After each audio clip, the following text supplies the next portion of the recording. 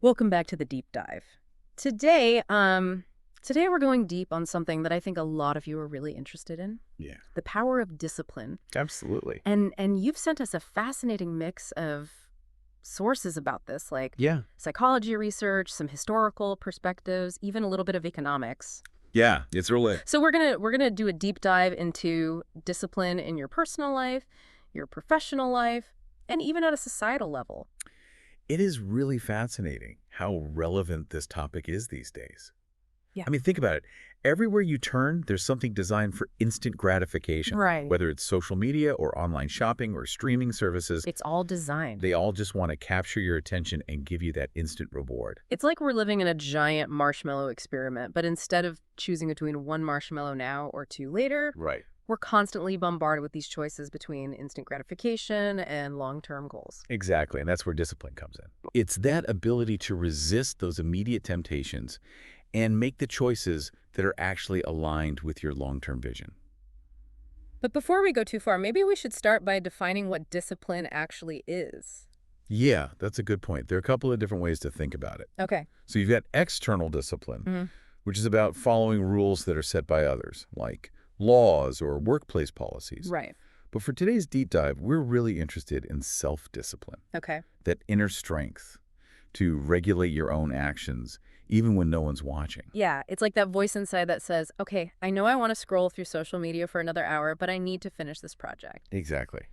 So, to bring it back to the marshmallow experiment, remind me what happened there and what did we learn from it? Well, the Stanford Marshmallow Experiment, they gave a bunch of kids a choice. They could have one marshmallow right now, or they could wait a few minutes and get two marshmallows. Ah, okay. And they found that the kids who could delay gratification, the ones who waited for the two marshmallows, They waited. they ended up having better outcomes later in life. I remember hearing they had higher SAT scores or something. That's right. They also showed better emotional regulation and even greater career success. It really suggests that this ability to control impulses and prioritize long-term goals is a strong predictor of success later in life. It makes you wonder, like, what's going on in the brains of the kids who can resist the marshmallow? Like, are they wired differently? Well, that's where something called self-determination theory comes in. It's this psychological framework that tries to explain the why behind self-discipline. Okay. And this theory says that self-discipline is linked to fulfilling these three basic psychological needs: autonomy, competence, and relatedness. So, like, feeling in control of your life, feeling capable, and feeling connected to others. You got it. Right. And when you exercise self-discipline, you're actually feeding those needs. Like when you set a goal and you achieve it, Right. you feel a sense of competence. Or when you resist that urge to spend money on something you don't need, Yeah. stick to your budget, you feel more in control of your finances. You Oh, feel yeah. more autonomous. And if you're following through on commitments to people and you're showing up for them, that strengthens those relationships. Exactly, the relatedness piece. So it's not just about denying yourself something, but it's more about empowering yourself to live a life that's more fulfilling. Yeah, exactly. More meaningful. All right, so we have a foundation here. We know what self-discipline is, and we got some fascinating psychological insights. Yeah, But how does this actually translate to real life? I mean, let's get practical. right. One of the sources you sent over, Atomic Habits, Oh, yeah. by James Clear, talks about how discipline helps us build positive habits. Atomic Habits is a really great resource. Clear breaks down habit formation into this simple cycle. Mm-hmm. Cue, routine, reward. Okay. The cue is what triggers the habit. The routine is the behavior itself. And then the reward reinforces that behavior, which makes you more likely to do it again. Okay, so for example, if I wanted to start, I don't know, a daily writing habit, Uh-huh. my cue might be putting a fresh notebook and pen on my desk each morning. That's a good one. The routine would be the actual writing. Yep. And then the reward might be that feeling of accomplishment. Yeah. You know, seeing my ideas take shape on the page. Exactly. Yeah. And the more you repeat that cycle, the more ingrained that habit becomes. Yeah. And self-discipline is what helps you stick to the routine even when you don't feel like it. Right. It's that commitment to showing up consistently. Yeah, you're building that mental muscle. Yeah, that's a great way to put it. It reminds me of another concept that we saw in a lot of these sources, which is grit. Ah, yes. Grit. Angela Duckworth's work on this has been amazing. Groundbreaking.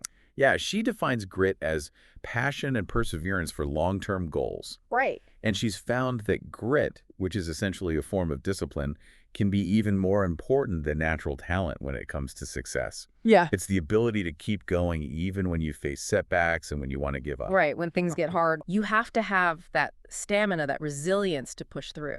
It's like that famous quote, it's not about how hard you can hit, it's about how hard you can get hit and keep moving forward. And it's discipline in the form of grit that helps us do that. So we have this strong foundation now. We know what self-discipline is. We've got those psychological insights. We see how it plays out in habits and with grit. Yeah. But where does education fit into all of this? You sent some research papers on the role of discipline in education. Yeah, this is where things get really interesting. Okay. Some of the research suggests that self-discipline is actually twice as important as IQ when it comes to academic success. Wow, twice as important. That's huge. It makes you think that intelligence alone isn't enough. You need that ability to focus, to manage your time. Yeah, to work through challenges. So are you saying that a student with, say, average intelligence but strong self-discipline might actually outperform a brilliant student who can't regulate themselves? That's exactly what the research suggests. And there's a whole historical perspective on discipline in education that we should look at. Yeah, this is the part where I started to wonder if discipline is always a good thing. Right. Some of the historical analysis suggested that, well, discipline in education wasn't always about empowering the student, but sometimes about controlling them. Yeah, for sure. Like Agostina Paglayan's work shows how the growth of public education was often connected to the government's desire to create a more obedient workforce. It's a reminder that even something as seemingly positive as discipline can be used for purposes that aren't always in the best interest of the individual. It's complicated. Yeah. So let's shift gears and talk about discipline in the professional world. Yeah. You sent over some articles about time management techniques and ethical conduct in the workplace, and it seems like discipline is key there as well. Oh, absolutely. Think about time management techniques like time blocking. Mhm. It's all about using discipline to plan your day, to give yourself certain blocks of time to work on specific tasks. Like you're making appointments with yourself to get things done. Exactly. And it takes discipline to actually stick to that schedule, right? To resist the urge to multitask or get distracted. And then there's the connection between discipline and ethical conduct, right? You sent over this really interesting study that found that employees with more self-control were less likely to do something unethical even when they thought they could get away with it. I know, that's so interesting. It suggests that disciplined individuals are more likely to make ethical decisions, even when they're tempted or under pressure to do the wrong thing. So it's not just about getting work done, it's about doing the right thing. It's about aligning your actions with your values, even when it's hard. Okay, so we've gone from marshmallows to grit to the classroom to the boardroom. Yeah, we have. And it's clear that discipline is this, I don't know, it's like this force that shapes our lives in so many ways. But we're just getting started. Let's take a quick break, and when we come back, we're going to talk about how to actually cultivate more discipline in our own lives. Sounds good. All right, so we've established that discipline is pretty powerful. Yeah. But how do we actually cultivate it? I mean, it's easy to talk about self-control, Yeah. but putting it into practice, that's a whole other thing. You're absolutely right. It's like any skill, it takes practice and the right strategies. Okay. But the good news is, it's not like some magical thing you either have or you don't. Yeah. It's something we can develop if we really want to. So where do we even begin? You sent over some stuff on goal setting, Right. and one source talked about SMART goals. Yeah. I feel like I've heard that before. Uh-huh. But remind me, what does that stand for? So SMART goals are a great way to set yourself up for success. It stands for specific, measurable, achievable, relevant, and time-bound. Okay. So instead of saying, I want to be healthier, Right, that's vague. which is kind of vague, you'd say something like, I'm going to exercise for 30 minutes 3 times a week for the next month. Okay, so be super clear on what you want, break it into steps, Yeah, and then set a deadline. exactly. And that's where routine comes in, another big theme from the research. Okay. Routines can really streamline your decision-making, Right. and they help you save your willpower. I've heard that willpower is like a muscle, it gets tired It does. as you use it throughout the day. So routines help you avoid decision fatigue. That's exactly it. When you have a set schedule for things like waking up, working out, or tackling your to-do list, you don't have to make as many decisions every day. Okay. You're basically putting your discipline on autopilot, So instead of arguing with myself every morning about hitting snooze, right? I just make my morning run a non-negotiable part of my routine. Exactly. And that frees up your mental energy for other things, like focusing on your work or being more present with your family. Yeah, it's like you're designing your environment to support your goals. Wow. Speaking of designing your environment, you sent over some interesting research on mindfulness. Yeah. And I don't know, I wouldn't normally connect mindfulness with discipline, Right. so I was curious about that. It might seem counterintuitive, but mindfulness can really help build self-control. Okay. It's all about being more aware of your thoughts, feelings, and impulses right now in this moment Yeah. without judging them. Yeah. So you're noticing those cravings or urges, but you're not getting totally swept away by them. You got it. You're creating the space between the impulse and the action, Okay. and that gives you a chance to make a conscious choice. So, like, if I'm trying to, I don't know, cut back on sugar, Uh-huh. mindfulness would help me notice when that craving hits, but then it would also help me ask myself, do I really need this, or am I just reacting out of habit or because I'm feeling some type of way? Exactly. Okay. And some studies have shown that meditation, which is a key mindfulness practice, can actually strengthen the prefrontal cortex, which is the part of the brain that helps with decision-making and controlling impulses. So it's not just like a feel-good thing. Yeah. It's actually changing our brains. Yes. Wow, that's incredible. Another strategy that works really well is accountability. Okay. We're social creatures, and we tend to do better when we've got support. Right, like having a workout buddy. Yeah, exactly. Having an accountability partner can make a huge difference.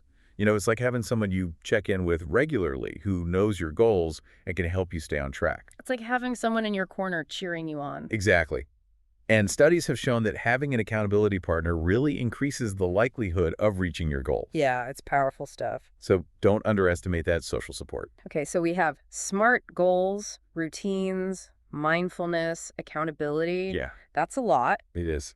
but we both know that discipline isn't always easy. Of course not. There are going to be times when we slip up, we procrastinate. Got it. You sent over some research that linked procrastination with stress, lower life satisfaction, even worse job performance. It's a real problem. Yeah. But again, there are strategies for overcoming procrastination, and many of them involve, you guessed it, more discipline. Okay, so tell me, what are some practical tips for beating procrastination? One of the best strategies is to break down those big, scary tasks into smaller, more manageable chunks. Okay. Instead of staring at that blank page for hours, just commit to writing for 15 minutes. Yeah. Often once you start, you'll just keep going. It's like tricking your brain into taking action. Exactly. Yeah. And another helpful tip is to get rid of distractions, Oh, the distractions. especially those digital ones, Yes. Especially and those. suck you in. My phone is a black hole of my time and attention. I know, right? We're constantly bombarded with all these notifications and updates and news feeds. Yeah. But this is where discipline comes in. Yeah. You've got to set boundaries with technology. So turning off notifications, setting screen time limits, maybe using one of those website blockers. Exactly. It's about taking control of your digital world, not letting it control you, It's about reclaiming your attention and focus. which are so valuable. Yes. Now, there's one more challenge we have to talk about. The fact that we have so many choices these days. Oh yeah, it's overwhelming. I mean, we have so many choices for everything. What to watch, what to buy, who to follow. It's exhausting just trying to decide. I know, right? And this is where discipline comes in again. It helps you filter out all that noise, Right. figure out what's important, Yeah. and make choices that match your values and goals. So it's about being intentional Yes, with every choice, big or small. it is. It's about realizing that when you say yes to one thing, you're saying no to something else. And that brings us back to the power of discipline. Uh-huh. It's not about deprivation. It's about empowerment and freedom. Exactly. It's about having the self-control to design a life you truly want. So discipline isn't just about checking things off your list. It's about creating a life that feels meaningful and fulfilling. Absolutely. As we've been talking, I'm realizing that discipline, it's not just about, those big goals like getting a promotion or running a marathon. Yeah. It's also about all those small, everyday choices that we make. That's such a good point. It's about those seemingly insignificant decisions Yeah. that when you add them all up over time, Right. they make a huge impact. Like choosing to cook a healthy meal instead of ordering takeout or spending an hour reading a book instead of just scrolling through social media. Exactly. It's about all those little wins. Right. They create big results. Yeah, yeah. Okay, so let's circle back to one area we haven't really gotten into yet, finances. Okay. We touched on discipline and budgeting and investing, Huh? but I'd love to hear more about how this plays out in our financial lives. Sure. Yeah, this is where the research you sent over on behavioral economics comes in. Okay.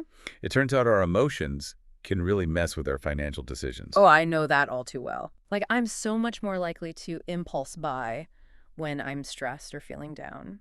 That's a classic example. Your emotions hijacking your financial decision making. And this is where discipline is so important. Having that self-control to resist those emotional urges and make choices that are actually good for you in the long run.